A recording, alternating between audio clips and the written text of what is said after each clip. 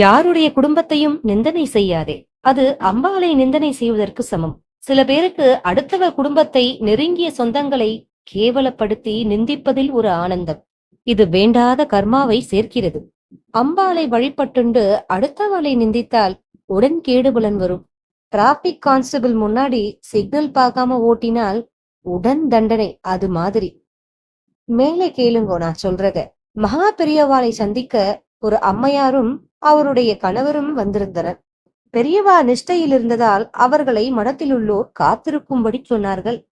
தம்பதியினர் காத்திருந்தனர். கணவர் கர்ம சிரத்தையுடன் அங்கு விரிக்கப்பட்டிருந்த ஜமக்காலத்தில் உட்கார்ந்தார். அவர் மிகுந்த அமைதியுடன் காணப்பட்டார். ஆனால் அந்த பெண்மணி சற்றே சலிப்புடன் காணப்பட்டார். கொஞ்ச நேரம் குறுக்கும் நெடுக்கும் நடந்துவிட்டு பிறகு தன் கணவருக்கு சற்று தள்ளி உட்கார்ந்தார். இருவரும் பேசிக்கொள்ளவில்லை. 5 மணியை கடந்து சில நிமிடங்களில் தம்பதியினரிடம் வந்த மடத்து ஊழியர் ஒருவர் அந்த பெண்மணியை மட்டும் பெரியவா அழைப்பதாக சொன்னார். தன் கணவர் மீது பார்வையை வீசியவாறு அவரை தொடர்ந்து சென்றார். அந்த பெண்மணி 10 நிமிடங்கள் கழித்து வெளியே வந்தவர் முகத்தில் ஒரு சலனமும் இல்லை. மடத்து ஊழியர் அந்த பெண்மணியின் கணவரிடம் பெரியவா அழைப்பதாக கூறி அவரை அழைத்துச் சென்றார்.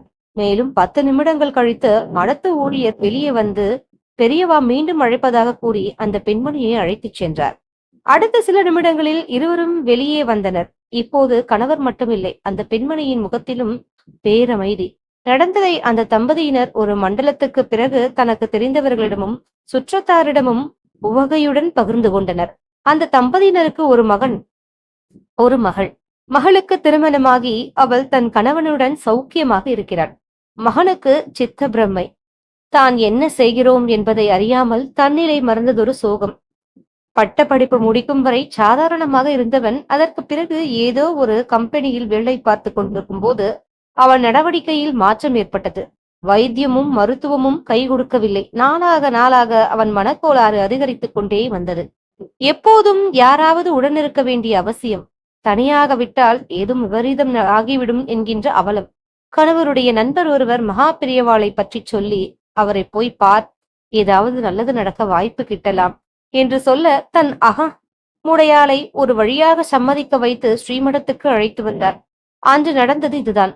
அந்த பெண்மணி உள்ளே வந்து பெரியவாளை சம்பிரதாயமாக நமஸ்கரித்து எழுந்தவுடன், உன் அகமுடையான் குடும்பத்தார் அசமஞ்சங்கள் இல்லை. உன் பிள்ளையாண்டான் அவாளோட சுவாபத்தை கொண்டிருப்பதால் தான் இப்படி இருக்காம்னு நீ சொல்றதை அம்பாலும் பார்த்துண்டு கேட்டுண்டுதான் இருக்கா என்றதும் அந்த பெண்மணி அதிர்ந்து போனார்.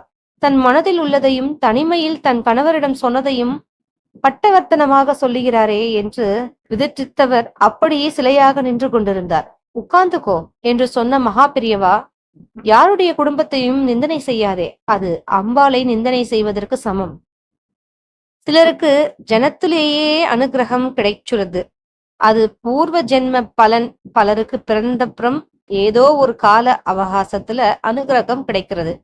அதுவும் அவ கர்ம பலன்தான். இன்னும் பல பேர் பலவிதமான சுக துக்கங்களையும் சோதனைகளையும் வேதனைகளையும் அனுபவிக்கிறா, தவிக்கிறா. அது அவ கர்ம வினை. சிலர் ஏதோ ஒரு கட்டத்துல பகவானை சரணாகதி அடைகிறா. அதுவும் கூட கர்ம பலன்தான். நீ பக்தி பூர்வமா இருக்கிறதும் ஸ்லோகம் சொல்றதும் உன் கர்ம பலன்தான். அதை ஒரு பெருமையா நினைக்காம ஒரு கொடுப்பினையா ஏத்துக்கோ. உன் பிள்ளையாண்டான் நிலைமைக்கும் உங்க 2 பேரோட கர்ம வினைதான் காரணம். உன் அகமுடையானையும் அவ குடும்பத்தையும் வம்சாவழியையும் நிந்திப்பது மகா பாவம். யாரையும் நிந்திக்காமல் சிவனேன் இருக்கிறவாளுக்குத்தான் அம்பாள் அனுகிரகம் பண்ணுவா. சரி, சித்த நேரம் வெளியில உட்காரு என்றவர் மடத்து ஊழியரை அழைத்து இவாளோட அகமுடையானை அழைச்சுண்டு வா என்றார். அந்த பெண்மணி வெளியே வந்து உட்கார்ந்தார். முகத்தில் குழப்பம் தென்பட்டது. பெண்மணியின் கணவர் பெரியவாளை கண்டதும் சாஷ்டாங்கமாக நமஸ்கரித்து எழுந்தார். கை கூப்பி நின்றார். அம்பாள் பாத்துப்பா, கவலைப்படாதே என்று சொல்லி அவரை உட்கார சொன்னவர் 10 நிமிடம் மௌனம் காத்தார். பிறகு மடத்து ஊழியரை அழைத்து இவரோட அகமுடையாளை அழைச்சுண்டு வா என்றார். அந்த பெண்மணி உள்ளே வந்ததும் தம்பதியினர் இருவரும் மீண்டும் நமஸ்கரித்தனர்.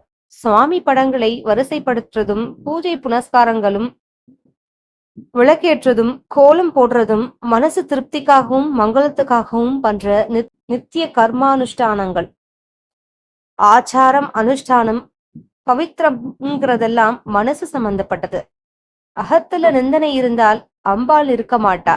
என் படத்தையும் ஒசர ஹால்ல மாட்டியிருக்கேளே, எதுக்கு என்றவர் அந்த பெண்மணியின் கணவரை ஒரு பார்வை பார்த்தார். அதில் பொதிந்திருந்த ஒளியும் கருணையும் அவரை என்னவோ செய்தது. கண்களில் கண்ணீர் ததும்பியது. பிள்ளையாண்டானை ஒரு மண்டலம் கழிச்சு அழைச்சுண்டு வாங்கோம், சந்தோஷமா வருவான் என்றார் மகா பெரியவா. என்னே பேரருள்!